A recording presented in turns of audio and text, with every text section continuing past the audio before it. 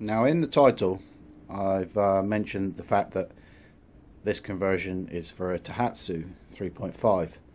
It's also relevant for a Mariner 3.3. If you aren't aware of this, they basically share the same parts. So what we have here is a Tohatsu 3.5 horsepower outboard engine.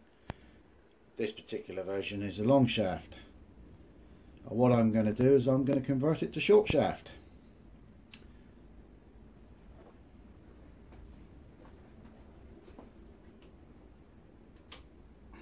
Right, what we're going to be doing is we're going to remove this section here. This is the extension piece. In itself not a difficult job, but there are a couple of things you need to know. Firstly, the gear shaft, the drive shaft in this gearbox is one piece. So you've got two choices. You can either strip the gearbox down and replace the drive shaft, or do as I've done, and that is acquire myself a short shaft gearbox. Gives me the option to change it back at a later date, and saves me having to strip the gearbox down. Also, what you will need is a short shaft water pickup tube. This takes water from the impeller, which is on top of the gearbox, up to the head. Now, to remove this, or change this even, you will have to remove the power head. Not a big job on this engine, but it's something you need to be aware of. And to do that, you will need a new gasket. So, with that said, let's start. First thing we need to do is remove the gearbox. First thing to do with that is to take this little plug out of here, and in here you have the selector rod. Now that is the first job. You don't need to completely undo that. If you do, it just creates trouble for yourself because it slips off. A couple of turns and the gearbox will drop down. Now that is loose, all you need to do is you've got a nut there, not the one with the anode on, just the nut there. What that is there's a long stud that goes right through the extension piece into the midsection, the leg of the outboard. Now, you are supposed to be able to remove those, but you won't be able to, which is another reason for removing the power head. So what I'm going to do now is I'm going to go ahead and I'm going to remove this nut off the end of the stud.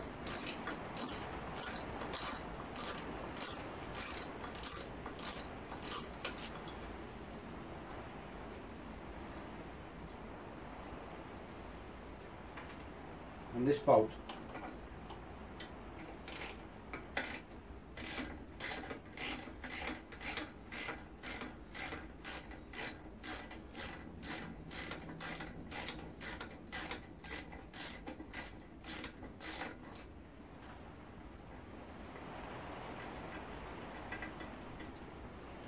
Now, with that disconnected there, and those two bolts, the gearbox will, with a little bit of wiggling, drop down.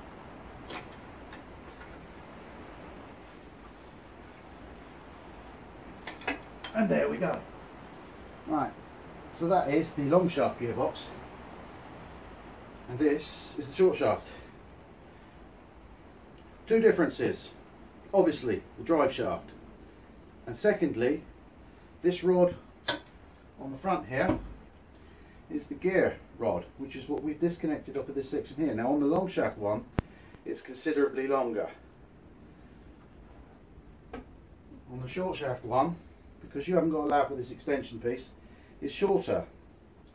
Now, if you were going down the route of stripping this down and replacing the drive shaft, you would also have to replace this with a short version or cut it off. Again, this is limiting your options for putting it back together again. So another reason for picking up what that was, a second-hand gearbox off of another engine. Right, now This stud here is the one I was talking about earlier, the one that goes right through here. Now, I can guarantee you it's seized in there. So what I'm going to do is I'm going to remove the power head. Now, that's not a big job, but what I will do is remove these covers first.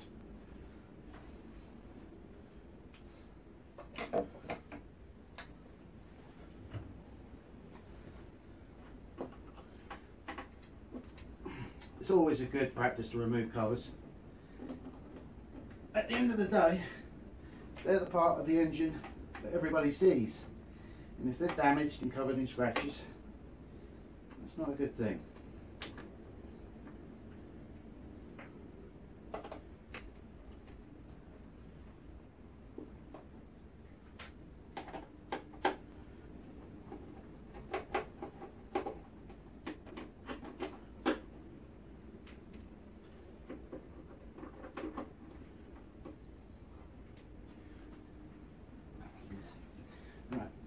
Here, that's the spark plug cover, just on lugs. You just pull those down.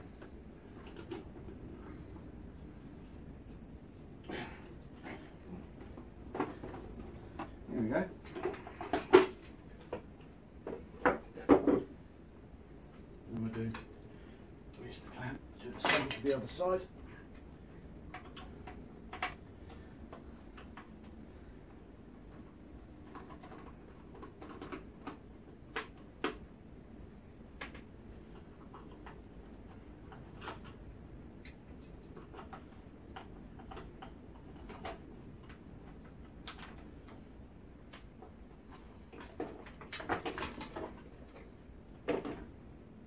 Okay, with the covers removed, you can now see the power head.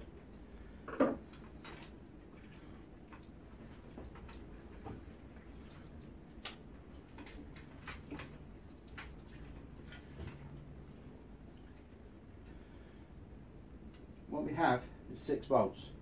1, 2, 3, and 3 on the same side. On the other side are the same. So we're now going to remove those.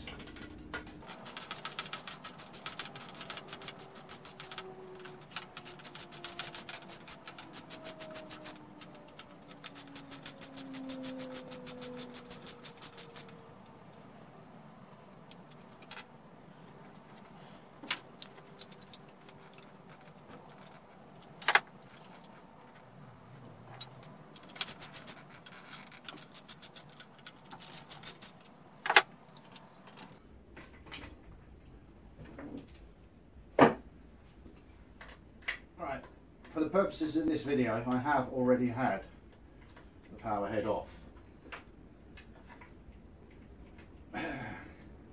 Shouldn't take much persuasion, but like I say, there is a gasket involved, and to cut the length of this video down, what I've done is I've taken the power head off and I've cleaned up the gasket surfaces. So, 6 bolts, that's it. And now the power head comes off.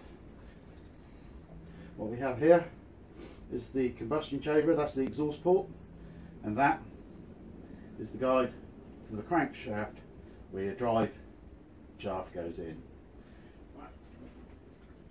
Let's put this down to one side. Inside here, as I say, I've already cleaned this off. We have this. Now this here is the water tube, and obviously it's for a long shaft. We also have here the selector rod, which goes to this lever for your forward and neutral gears. Now, because that only goes down to here and doesn't go into this midsection, we don't actually need to replace it. So, with the water pipe removed, you can see the difference between the long shaft and the short shaft. Obviously, the long shaft is longer. Now, you could cut that down, save you having to replace it with a short shaft pipe. Again, this would stop you being able to revert back to long shaft unless you've got another long shaft water pipe. If you were to cut the long shaft down, as you can see here, the length of the short shaft pipe is 46.5 centimetres, and that is from the gasket surface. So again, if you were to do that, it is an option. It's not an option I've chosen because at some point I may want to revert this engine back to long shaft.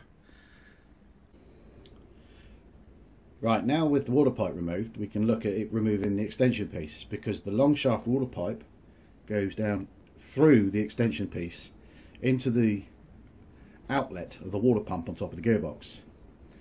Right. Here you will notice there's a nut and bolt. There's a reason for this. When I went to disassemble this bolt that went up into here was seized completely. So I've had to cut it and then drill it. In my personal opinion, a nut and bolt on here is a better option, because we no longer have this problem where a bolt can get seized because we have a nut and bolt. It's easier to service, it's easier to keep lubricated, and you're not going to have that problem again. Right, now, remember earlier I said about this stud? Well, this stud goes all the way through.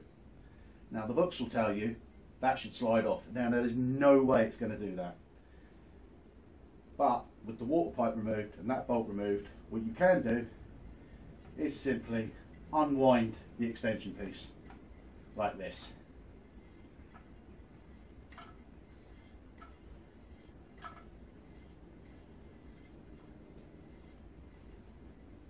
Yeah, it was that simple. Now there's the top of the stud, there's the bottom of the stud, and it goes right through the extension piece. That there is a rubber mounting with a brass bush in it that takes the drive shaft through the extension. Now, hold on to that, because like I say, the way I'm doing it, at one day we may want to replace all this.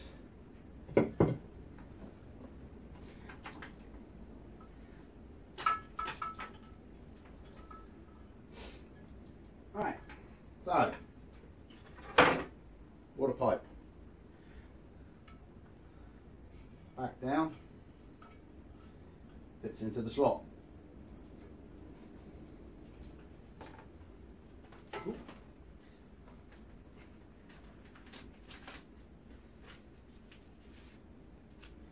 Gasket. Now there are two locating valves to make sure that it's fine.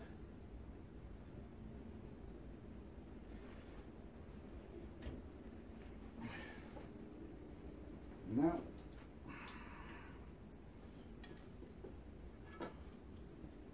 we can remount our power head.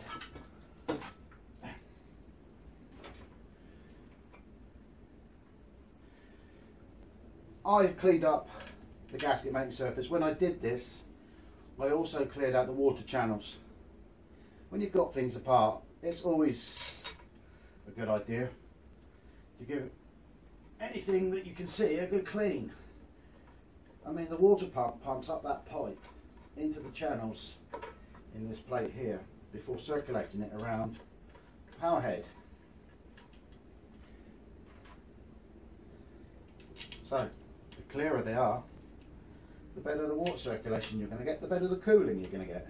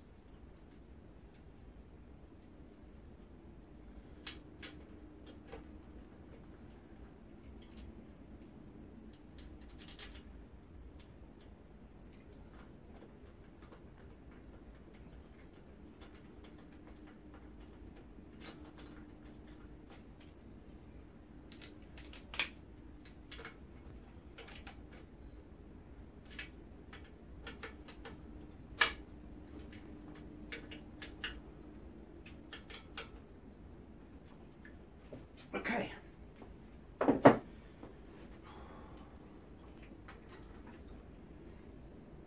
Right, difficult to show, but if you look here, you've got the water pipe on the right, the gear linkage on the left, and then right at the top, probably a little bit out of focus, that is the tube that will receive the drive shaft so that the splines will locate onto the power head.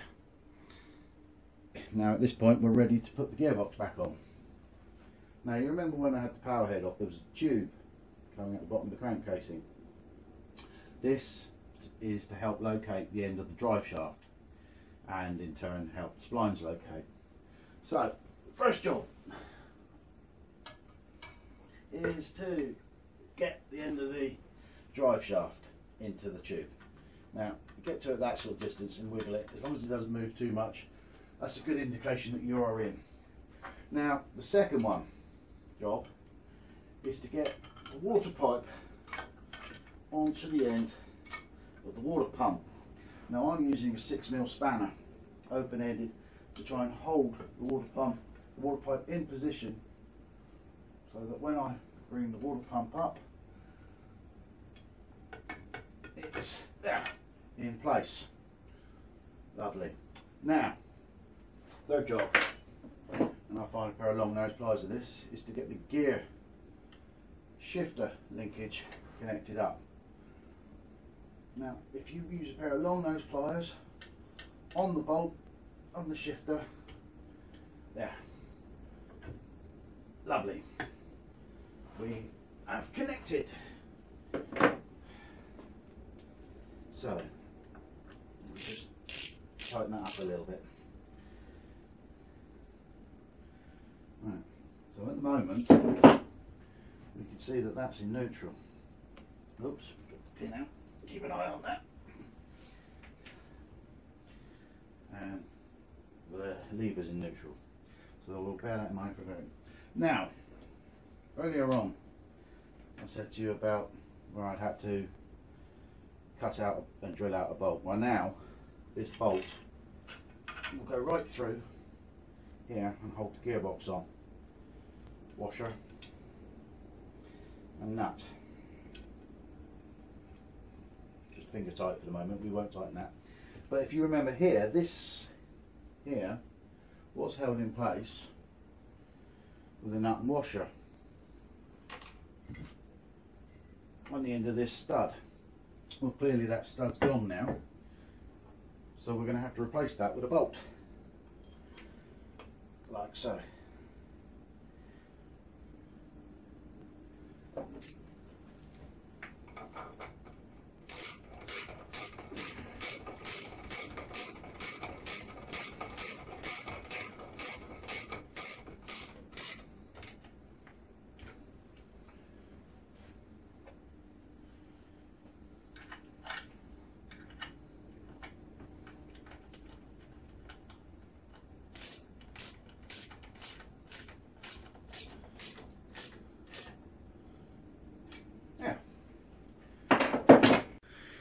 Right, I'm holding the camera now, so this is a little bit difficult.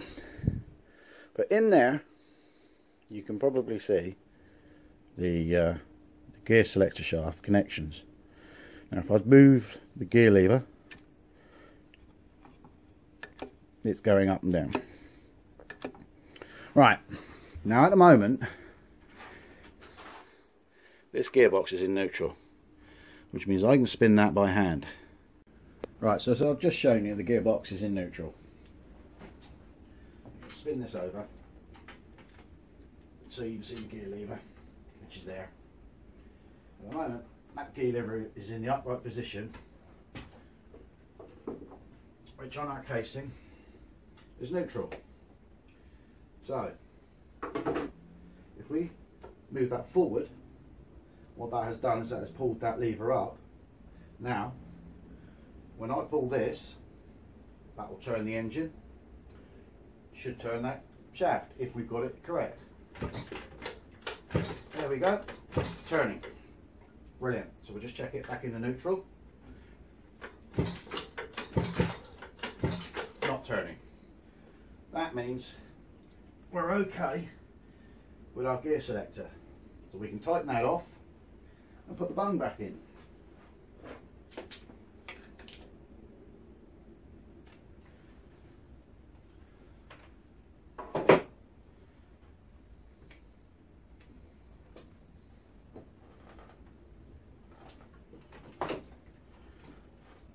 So basically there we have it. We have now converted this long shaft engine to short shaft. If this is something you've considered doing, I hope this video has been of help. Thanks for watching.